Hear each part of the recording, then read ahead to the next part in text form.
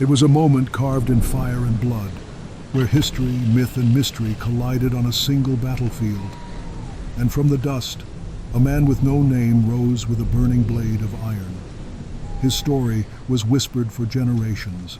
Today, we remember him as Echetlaeus, the ghost of Marathon.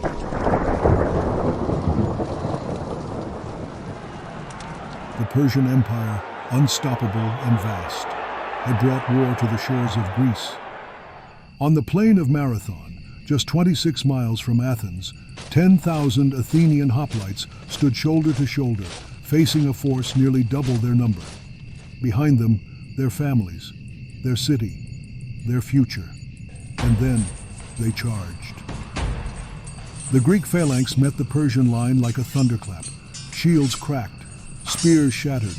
The roar of war was deafening. But amidst the chaos, something happened that no historian could explain. A man appeared, not from the ranks, not from the reserves. No one saw him arrive. He wore the garb of a farmer, tunic coarse, hair unkempt, arms strong and calloused. And in his hands was not a spear or a sword, but a plowshare. He waded into battle with terrifying resolve, swinging the iron tool with such fury it was said to cut through bronze like cloth.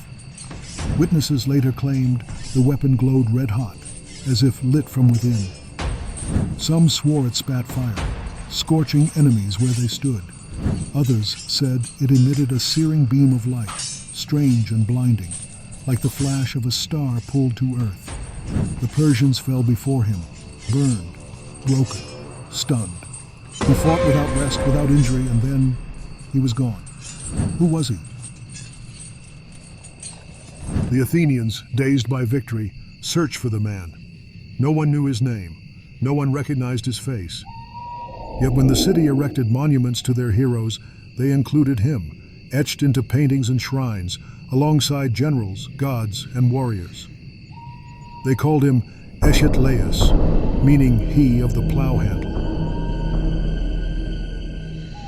The earliest historian of the ancient world, Herodotus, never mentions Echetlaeus directly. But his silence is not proof of absence. Later writers, like Pausanias, the Greek traveler and geographer, recorded the legend in detail.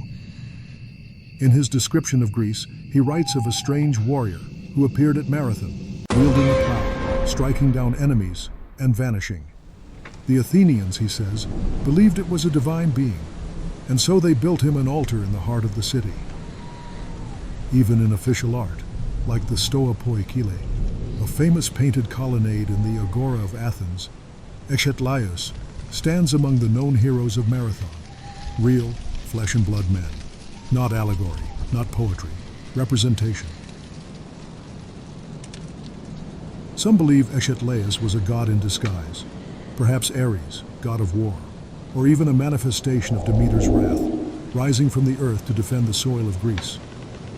Others argue he was a fallen soldier, resurrected in the moment of crisis, or a symbol, the embodiment of the Greek farmer standing to defend his land. But there are theories, stranger still. Modern speculation has drawn parallels between Echetlaeus and advanced weaponry. What if the heat and fire weren't metaphor, but memory, a weapon that burned, a tool that seared, something the ancient Greeks couldn't understand, a technological anomaly, a laser weapon, a directed energy source, an extraterrestrial intervention, a time traveler with knowledge of battles long past?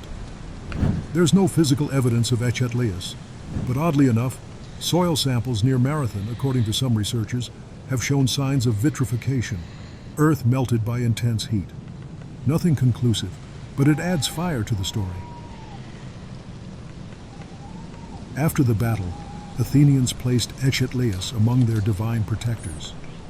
He was a reminder that in the gravest moments, help may come not from kings or generals, but from the unknown, from the earth, from the heavens, or perhaps from beyond.